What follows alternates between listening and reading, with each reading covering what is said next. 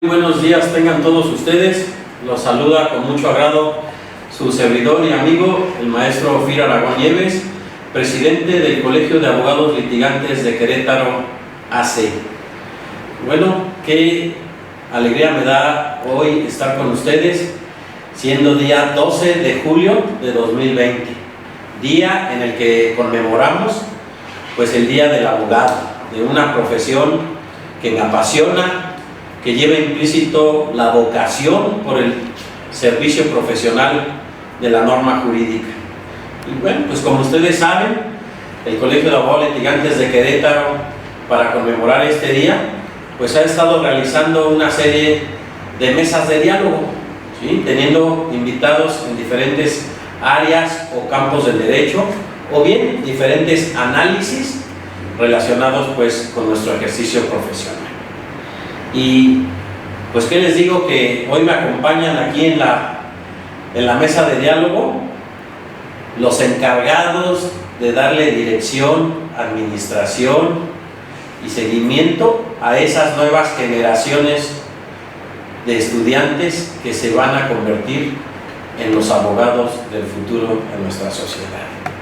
Y bueno, pues voy a comenzar a presentar a nuestros invitados de izquierda a derecha. Está con nosotros el doctor Ricardo del Río Trejo. Doctor, bienvenido sea usted al Colegio de Abogados y muchísimas gracias por estar con nosotros. Al contrario, muchas gracias por la invitación, maestro. Es un honor estar con ustedes. Muchísimas gracias.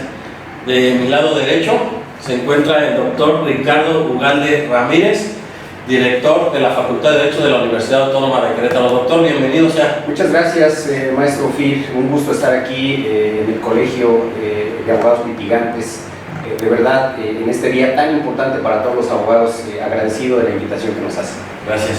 Y está también con nosotros el maestro José Antonio Ugalde Guerrero, director de la Universidad de Londres. Maestro, bienvenido. Y enhorabuena, también felicidades. Muchas gracias por esta valiosa oportunidad de compartir con distinguidos académicos en el Día del Abogado. Muy bien, pues bueno, quisiera, antes de comenzar ya con el diálogo de lo que estamos aquí a platicar, pues sí compartirles a nuestro auditorio pues la clase de personalidades que hoy nos acompañan, y pues voy a hacer un poquito, pues no voy a decir semblanza porque es lo mínimo que puedo de tan grandes currículos de las personas que aquí están con nosotros, pero bueno, el doctor Ricardo del Río Trejo tiene los estudios de la licenciatura en Derecho, maestría en Constitucional y Amparo, licenciatura en Derecho y un sinnúmero de diplomados, los cuales soy omiso en mencionar ya que son, como los refiero, sin número. En su ejercicio profesional ha sido secretario de la Contraloría en el Estado de Querétaro, secretario de Ayuntamiento en Querétaro, síndico y regidor y síndico municipal del Ayuntamiento. Él ejerce la docencia desde 1991, ha impartido su cátedra en universidades como la Anáhuac, en la Universidad Autónoma, la Universidad Cuauhtémoc y la Universidad del Valle de México.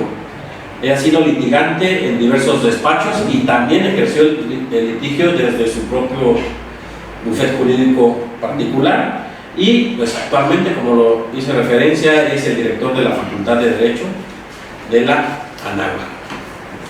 Por otro lado, pues se encuentra el doctor Ricardo Ugalde, que cuenta con el doctorado en Derecho, una maestría en Administración Pública, es especialista en Derecho del Trabajo, tiene por supuesto la licenciatura en Derecho y también ha desarrollado la actividad del litigio, y pues actualmente es el director del alma mater de la Facultad de Derecho de la Universidad Autónoma de Querétaro. Muchas gracias. Y nos acompaña el maestro José Antonio Ugalde, que tiene la licenciatura en Derecho, la especialidad en Derecho Penal, la maestría en Derecho Penal, igualmente un sinnúmero de diplomados. Ha ejercido la función pública, es docente de diversas materias en diversas universidades y pues actualmente es el director general de la Universidad de Londres, quien también ya fue director de la Facultad de la Universidad de Londres. Pues bienvenido. Y pues bueno, como ustedes pueden ver, los palmares creo que son las personas idóneas para acudir a esta mesa de diálogo y platicar un poquito en este Día del Abogado de qué ha pasado con la enseñanza del derecho durante este tiempo. Estamos hablando ya de prácticamente 4 meses, 4 meses en el que queremos que nos platiquen. Se suspendieron las clases, hubo clases de derecho, y si hubo, cómo se dieron estas clases de derecho, fueron en línea, les gustaron a los alumnos, no les gustaron. ¿Qué pasa en la enseñanza del derecho actualmente? Doctor, le cedo el uso de la palabra. Como no, maestro, bien, muchas gracias y también muy gustoso de compartir con mis colegas en estos minutos. Pues compartirles brevemente la experiencia que hemos tenido en la Facultad de Derecho de la Universidad Anáhuac de Querétaro. Pues evidentemente esto ha sido un aprendizaje para todos, no solamente para los alumnos, no solamente para los abogados litigantes y los que ejercen la profesión del derecho en todos sus aspectos, sino ha sido un reto fundamentalmente para los docentes. Me parece que esos son nuestros verdaderos héroes, los docentes de derecho que se las han ingeniado, que se han reinventado, que han podido ser muy creativos para sacar adelante todos nuestros cursos. En la Universidad Anáhuac de Querétaro no suspendimos un solo día las clases. De hecho, nosotros comenzamos a partir del 16 de marzo nuestras clases en una modalidad virtual a distancia, de forma simultánea, en donde ya teníamos algunas plataformas ahí en la facultad, pero no teníamos toda la expertise ni la capacitación para los docentes ni los maestros. Entonces tuvimos que reinventarnos en un fin de semana. O sea, de que se les anunció a los alumnos, a la comunidad y a los propios maestros, para el siguiente lunes ya tenían que estar todos ubicados en línea y a distancia sin interrupción. Sin duda alguna fue un proceso muy complejo, un reto enorme, mayúsculo, y bueno, hubo resistencias de alumnos, de maestros, ¿no?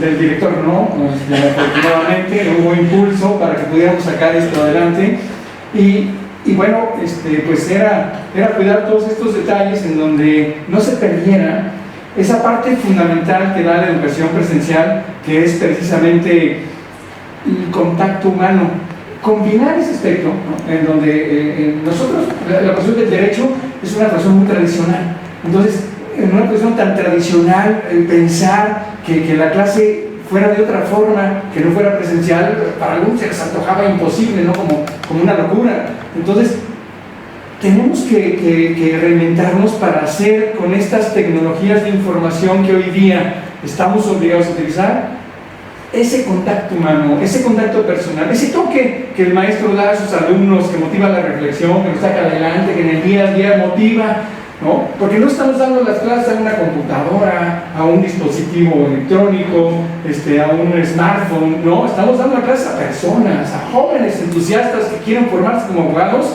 y los maestros quieren formar lo mejor, sacar lo mejor de sí mismos para poder transmitírselos como lo hacemos en el aula, con ese espíritu, y creo que lo logramos después de estos meses. No ha sido sencillo poder tocar en los alumnos esa motivación, y hay que empezar todo, ¿no?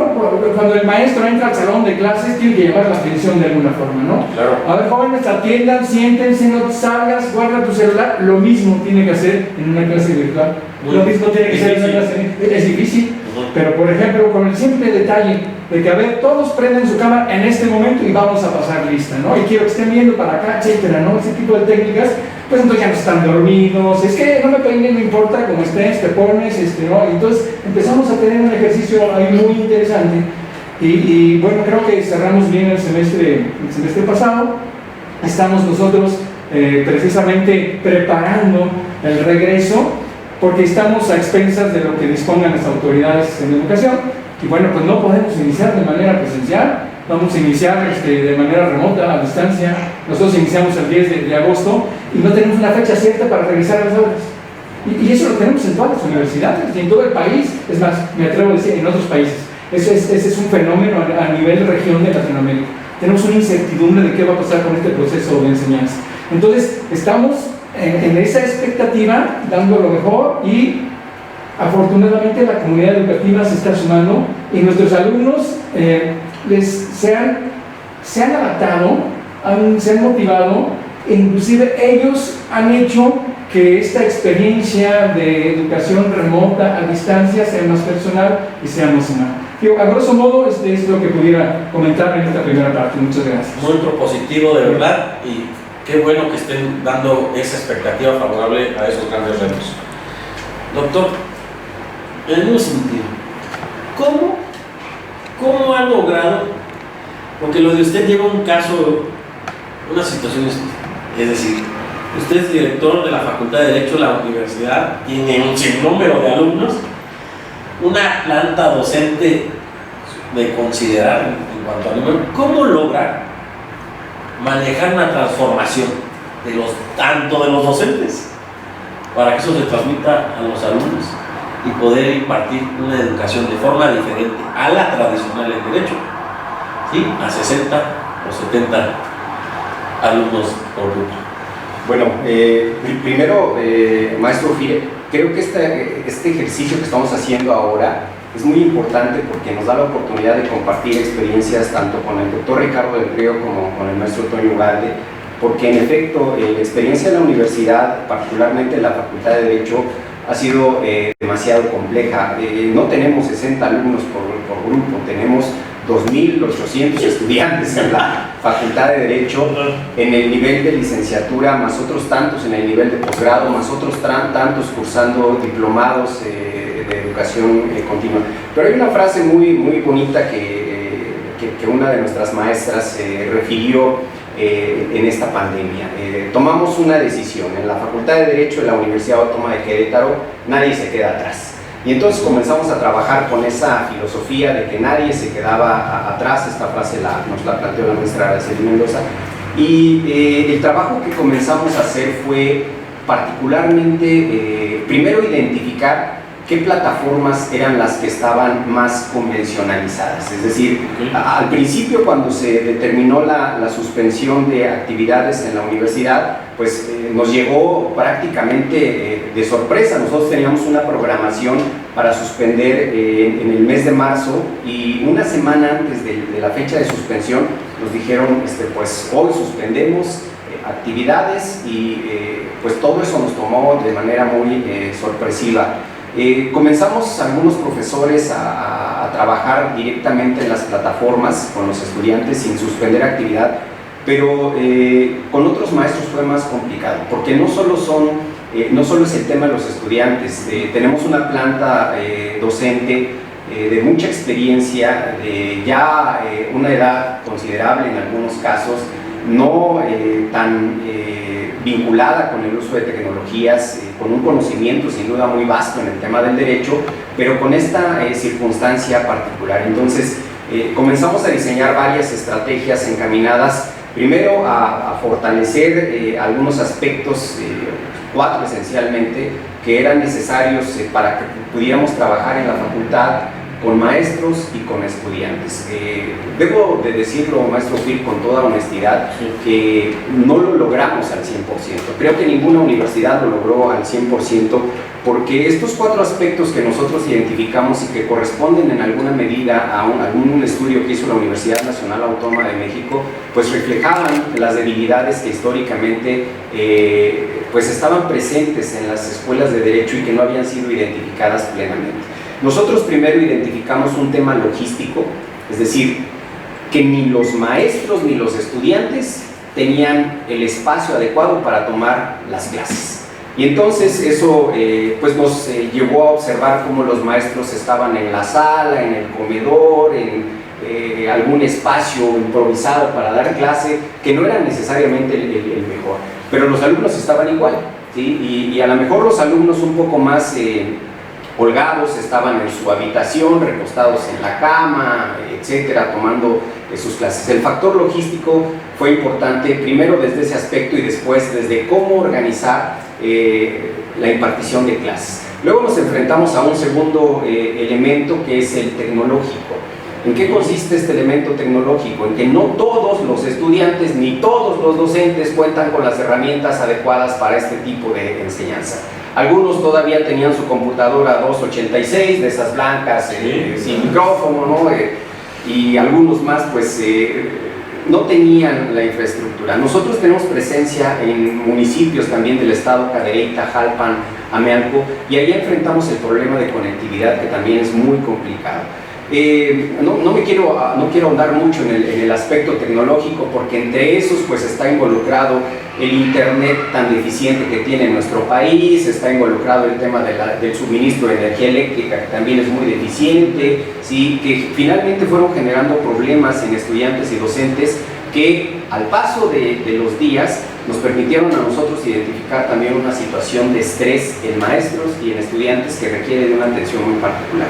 El tercer elemento que identificamos, sí, para atenderlo, es un elemento de carácter didáctico-pedagógico.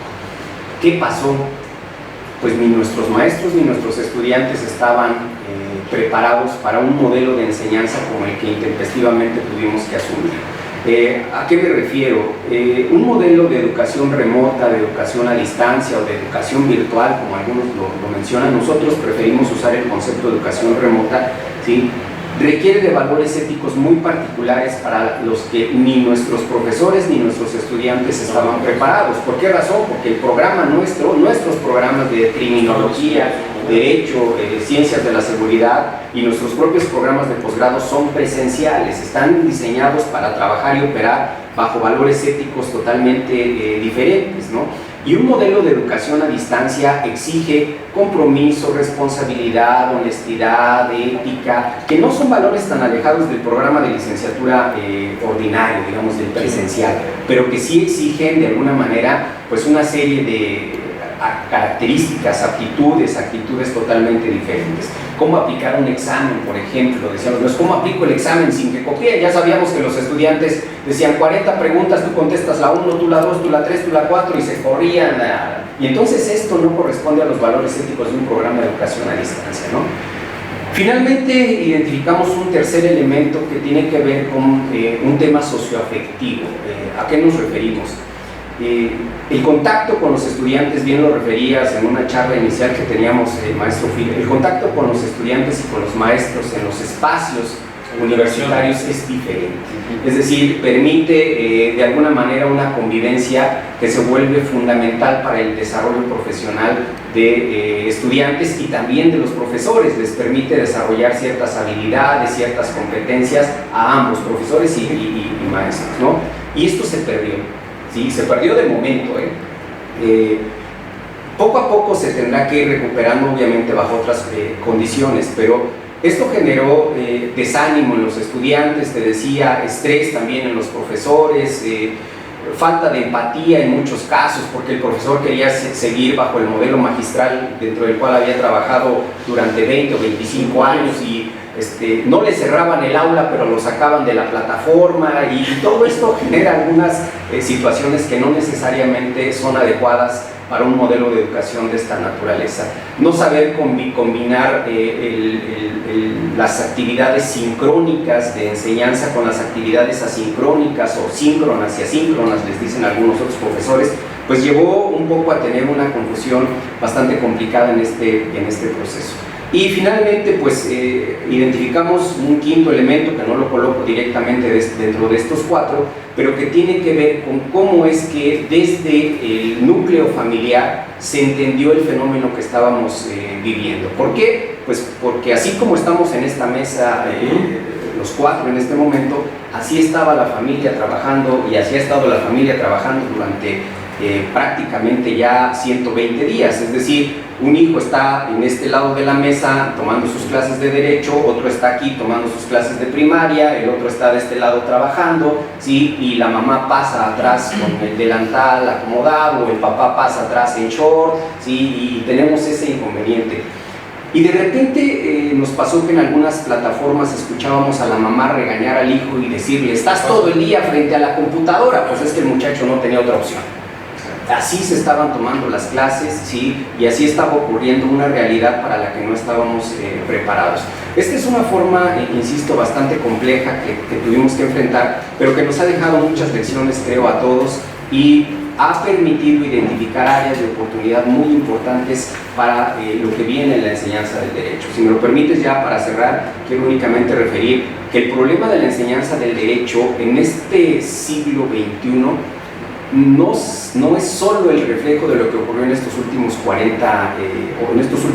120 días, es lo que ha ocurrido en estos últimos 20 años, porque hemos vivido una transformación vertiginosa del derecho que nos ha llevado a entenderlo y a practicarlo y, en consecuencia, a enseñarlo de una manera diferente. Sí, muchas gracias. Doctor, muchas gracias, de verdad, creo que trae muy bien desglosado los factores que han transformado esta enseñanza del derecho con esto de la pandemia. Maestro Ugalde, quiero presuponer, ya estamos al doctor Ricardo del Río, pues que la enseñanza se ha estado impartiendo de una manera a distancia, con herramientas tecnológicas, etc. Ya lo escuchamos. Yo quiero ir un poquito de... ¿Sí? Nos platica su experiencia para la Universidad de Londres en ese sentido, pero quisiera aprovechar la oportunidad para que nos diga la enseñanza del derecho bajo esta vertiente, ¿se ha retrasado o no se ha retrasado?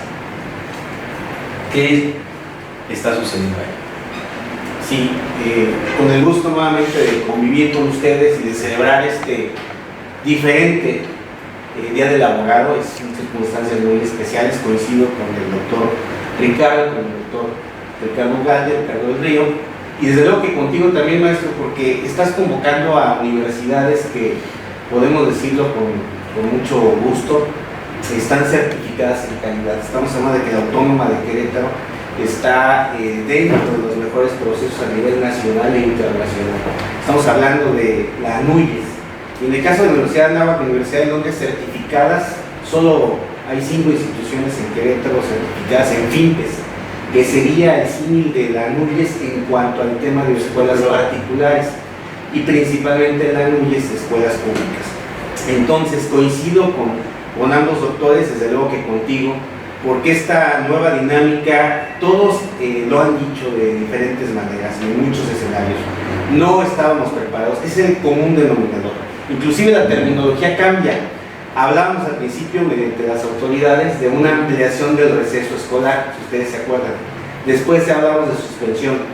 Después hablamos de lo que estamos viendo hoy. Es de manera indeterminada, no sabemos, hace rato lo platicábamos, cuándo se va a restablecer. No va a pasar eso. Ya dijo lamentablemente el subsecretario de Salud Federal, ustedes lo escucharon en diversos medios, nunca. Y creo que esto pues lo tenemos que comprender. ¿Pasó esto en las universidades de Querétaro? Sí. ¿Qué rescato de todo esto? Los verdaderos héroes, como decía el doctor del Río, son los maestros. Hablamos en muchas clases, en el caso concreto de los abogados que están en formación en las aulas universitarias, quienes tuvimos la fortuna de egresar de la Universidad Autónoma de Querétaro, ejemplos diversos, donde nos decían que antes de ser abogado hay que parecerlo. Si ustedes recuerdan el tema de la disciplina que hemos hablado aquí, se ha roto un poco. Así como en el aula le decían al alumno que saliera o que le bloqueaban el acceso o le interrumpían, esas formas por supuesto que deben cambiar.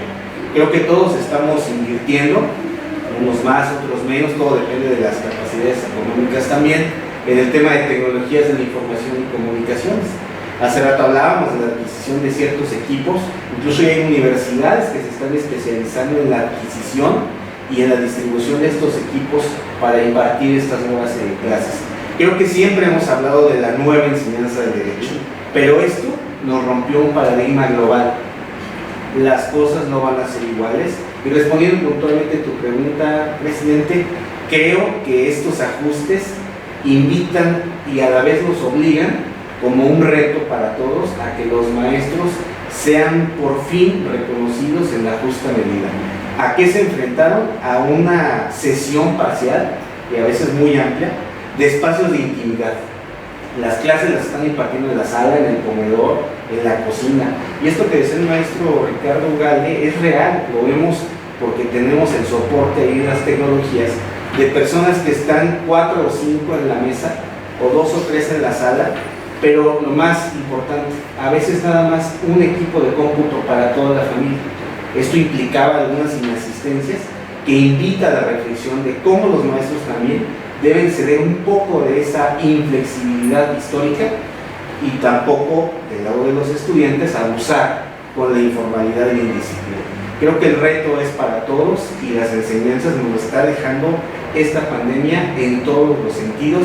Creo que de la parte directiva somos flexibles al grado de no ceder disciplina, pero también abocarnos a escuchar y comprender a los estudiantes, porque tienen muchas carencias, muchas limitaciones. Ejemplos podríamos dar muchos en esta mesa, de estudiantes que viven en la Sierra Gorda de Querétaro, de estudiantes, en el caso de la Universidad de Dolores tenemos un 30% de estudiantes que hoy están fuera del estado de Querétaro, ni siquiera en el interior del estado, y que tienen esas limitaciones por la cobertura del internet o porque no pudieron adquirir un equipo electrónico, un equipo de gran calidad. Creo que el reto y limitación para todos es a renovarnos, no hablar de una nueva normalidad, eso es impensable, sino de una nueva realidad en la que todos estamos llamados a participar.